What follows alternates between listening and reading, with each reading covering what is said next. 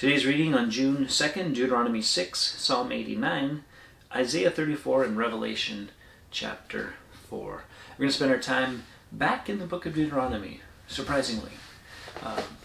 This is the commandment, the statutes, and the rules that the Lord your God commanded me to teach you, that you may do them in the land to which you are going over to possess it, that you may fear the Lord your God, you and your son's son, by keeping all his statutes and commandments, which I command you all the days of your life, and that your days may be long. So the first thing is, and we've talked about this a couple of days ago, there's great rules and statutes and things that God's given for our good. And in doing those things, there's blessing. And one of the ways and reasons for it is a proper acknowledgement of who God is. Notice, that you may fear the Lord your God. Not a fear like, oh, he's going to get me, but a reverence. He's a holy God. And that when we sin against him by breaking his commandments, his rules, his statutes, the way God says life should go,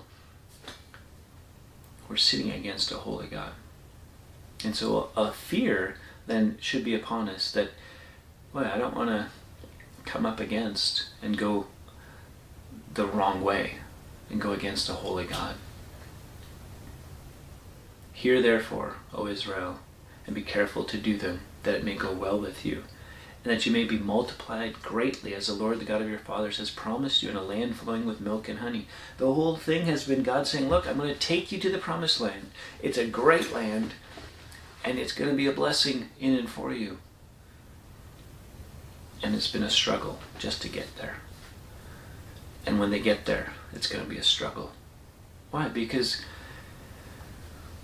they're not going to be careful to do all that God has commanded them to do. He says, if you do them, it's going to go well for you. So here's what it says, verse 4. Hear, O Israel, the Lord our God, the Lord is one. You shall love the Lord your God with all your heart, with all your soul, and with all your mind. These words I command you today shall be on your heart. You shall teach them diligently to your children. You shall talk of them when you sit in your house, when you walk by the way, when you lie down, when you rise. You shall bind them as a sign in your hand. They shall be as frontlets between your eyes. You shall write them on the doorposts of your house and on your gates. Hear, O Israel, the Lord our God is one.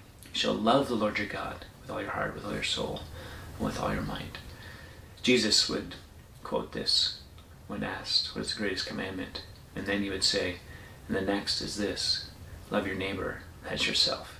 These two sum up the law and the prophets. And so here, as Moses gives it, it's this idea of fully devoted. There's no other. There's just one. It's the Lord our God, Jehovah. They should be on your heart.